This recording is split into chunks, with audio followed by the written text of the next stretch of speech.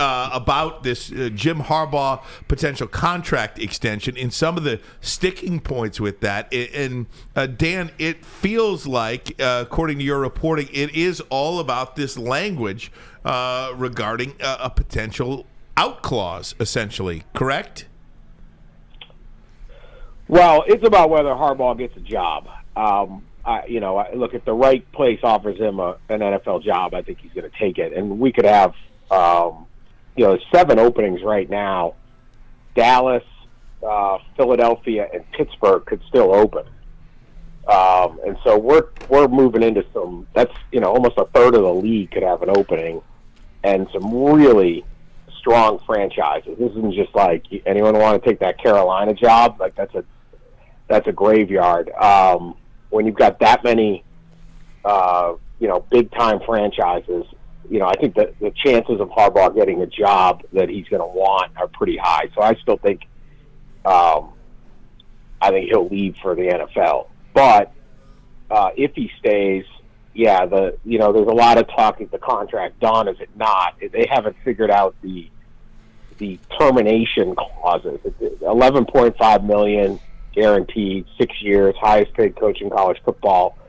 But what can he be terminated for?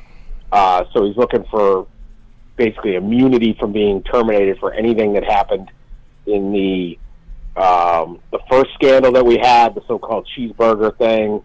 As fans kind of to call it a little bit more than that, but there's that case that they've already gotten the notice of allegations, and then there's the Connor Stalions advanced scouting. So on either of those, he would not be able to be terminated. Then he wants, they're entering this era of college football where the new rule is the coach has strict liability for what any staffer does on any violations that someone on the staff does.